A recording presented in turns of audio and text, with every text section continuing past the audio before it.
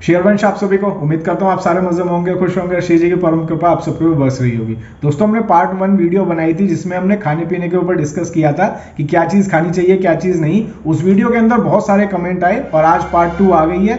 मैंने कोशिश की थी कि उस वीडियो के अंदर जितने भी सारे कमेंट हो सकते हैं मैं उनके रिप्लाई कर दूंगा, और आज दोपहर तक जितने भी कमेंट उस वीडियो पे आए मैंने वो सब ले लिए हैं। दोपहर के बाद किसी भाई बहन ने कमेंट किए होंगे वो मैंने नहीं लिए हैं, और भर भर के लोगों ने कमेंट किए हैं। ये देखिए, इतने लोगों ने कमेंट किए हैं, तो मेरे लिए भी पॉसिबल नहीं है इतने सारे लोगों के नाम याद रखना और किसने क्या चीज़ पूछी है खाने के लिए ये याद रखना, इसलिए मैंने कागज़ पर लिख लिए हैं।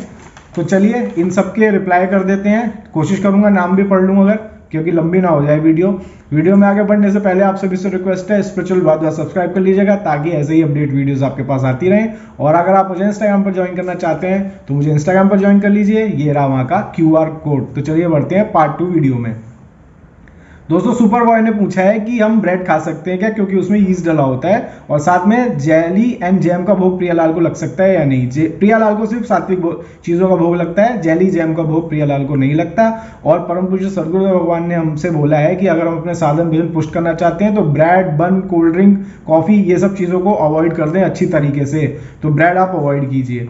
केक और मैगी के लिए भी बहुत सारे लोग पूछ रहे थे, और ये चीज़ आप भूल जाइए, केक के अंदर अंडा डलता है। अगर कोई ये बोलता है कि हम एगलेस केक बना रहे हैं तो भी शुद्धता की कोई गारंटी नहीं है, अवॉइड कीजिए। और मैगी तो आप बिल्कुल भूल कर भी मत खाइएगा क्योंकि उसके अंदर गार्लिक पाउडर रहता है। शोगम यामा ने कहा था कि किसान जैम टोमेटो केचप खा सकते हैं क्या, बिल्कुल नहीं, क्योंकि इसके अंदर केमिकल होते हैं और टोमेटो केचप के अंदर गार्लिक पाउडर भी डलता है। अमूल चीज़ और बटर के लिए भी पूछ रहे हो तो अमूल बटर खा सकते हैं, चीज़ अवॉइड कीजिए। शिवी शर्मा ने पूछा था कि पोहा, ओट्स, कॉर्नफ्लेक्स खा सकते हैं क्या, बिस्किट नमकीन खा सकते हैं क्या। बिस्किट भी अवॉइड कीजिए क्योंकि इसके अंदर गुरुदेव भगवान पहले भी बोल चुके हैं हमें ऐसे खाने से बचना चाहिए जिसमें बासी खाने का डर हो। और ये जो बिस्किट वगैरह होते हैं इनको प्रिजर्वेटिव्स के थ्रू इनकी लाइफ स्टाइल को इंक्रीज करके रखा जाता है, अदरवाइज ये बहुत पहले के बासी हो चुके होते हैं। तो बिस्किट अवॉइड कीजिए। नमकीन सिर्फ तब खाइएगा और उसके अंदर गार्लिक पाउडर, अनियन वगैरह ना डला हुआ हो। पोहा और ओट्स आप डेफिनेटली खा सकते हैं, प्रियलाल को भोग भी लगा सकते हैं। कॉर्नफ्लेक्स के बारे में मुझे खुद भी नहीं पता। चित्रा ओबराय ने पूछा था कि Chinese, Italian, Mexican dish Shri ji को भोग लगा सकते हैं क्या। तो श्री जी को सिर्फ सात्विक चीज़ों के भोग लगते हैं। चाइनीज, इटालियन, मैक्सिकन के चोंचले सिर्फ हम इंसानों के हैं। प्रियलाल को आप बख्श दीजिए, और आपसे अनुरोध है आप भी चाइनीज, मैक्सिकन और इटालियन खाना बंद कर दीजिए। सेहत के लिए भी अच्छा नहीं है और हमारा साधन भजन भी बेकार होता है।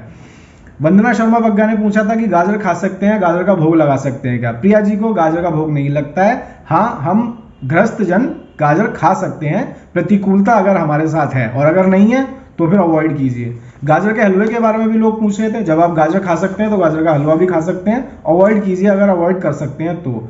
बाजार के खड़े मसाले यूज़ कर सकते हैं क्या, कस्तूरी लेंका ने कहा था। खड़े मसाले बिल्कुल आप यूज़ कर सकते हैं। श्रेया ने पूछा कि समोसा कचौड़ी बाहर से मंगा सकते हैं क्या और भोग लगा सकते हैं क्या। देखिए, आप बाहर किसी हलवाई से आप समोसा कचौड़ी लेकर आएंगे तो जिस कढ़ाई में प्याज के पकौड़े तले जा रहे हैं उसी कढ़ाई में समोसे और कचौड़ी भी तले जाएंगे, तो शुद्धता नहीं होगी। तो ऐसी चीज़ ना खाइए और ना ही प्रियलाल को भोग लगाइए। चुकंदर का भोग लग सकता है क्या, मूली का भोग लग सकता है क्या। तो मूली और चुकंदर वगैरह के भोग नहीं लग सकते हैं, लेकिन आप चाहें तो एज ए गृहस्थ साधक आप प्रतिकूलता की वजह से उन्हें पा सकते हैं। शलगम का भी भोग नहीं लगता है, शलगम आप पा सकते हैं अगर आपके साथ प्रतिकूलता है तो। दीक्षा गुप्ता कह रही थी कि चांदी की बर्क लगी मिठाई खा सकते हैं या नहीं। तो मिठाई अवॉइड कीजिए बाहर की बनी हुई, क्योंकि उसमें शुद्धता नहीं होती है। गुरुदेव भगवान ने अपनी हाल ही में एक और प्रवचन में अपने ये बात बोली है अपने एकांतिक में कि मिठाई वगैरह इग्नोर कीजिए, क्योंकि बाहर किसने किस विचारधारा से कैसे बर्तनों में मिठाई बनाई है कुछ पता नहीं है। इग्नोर कीजिए, बेहतर है अपने घर की छोटी मोटी मिठाई बना लीजिए। वर्क जो होता है वो केमिकल का बना होता है, वो चांदी का वर्क जो होता है केमिकल बेस्ड होता है, उसको अवॉइड कीजिए। मंजूगिरी बहन ने पूछा था कि मूली और मूली के पत्तों की सब्जी खा सकते हैं क्या, बिल्कुल खा सकते हैं क्या। बिल्कुल खा सकते हैं।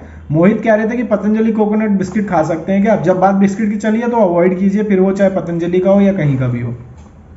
स्मृति शर्मा और नेहा ने पूछा था कि बिस्किट विदाउट अनियन गार्लिक नमकीन खा सकते हैं क्या। उसका जवाब सबको पता चल ही चुका है। शिवी शर्मा ने कहा है कि अदरक खा सकते हैं क्या, टमाटर खा सकते हैं, बिल्कुल खा सकते हैं।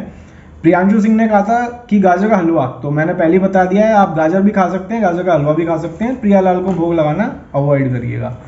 सुधा दुबे जी ने पूछा था कि पापड़, पास्ता, नूडल, पोहा, फ्राइज का भोग लगा सकते हैं क्या? तो आप सिर्फ पापड़ और पोहे का भोग लगा सकते हैं, बाकी चीज़ें जो भी आपने बोली वो सब भोग नहीं लगती। अंकुश सिंह ने बोला था कि लिज्जत पापड़, राइस पापड़, कचरी का भोग लगा सकते हैं क्या? तो प्रियालाल को सिर्फ सात्विक और शुद्ध घर के बने पापड़ों का भोग लगा सकते हैं, अगर उसमें अनियन, गार्लिक वगैरह यूज नहीं हुआ है, बाकी किसी चीज़ का भोग नहीं लगता। सरिता मित्तल जी ने पूछा था कि गोंद के लड्डू प्रिया जी को भोग लगते हैं क्या? नहीं, गोंद के लड्डू प्रिया जी को भोग नहीं लगते, लाल जी को भी भोग नहीं लगते। ओट्स और पीनट बटर के लिए भी लोग पूछ रहे थे, पीनट बटर अवॉइड कीजिए, ओट्स आप डेफिनेटली लगा सकते हैं, लेकिन अपने घर का सात्विक बना हुआ।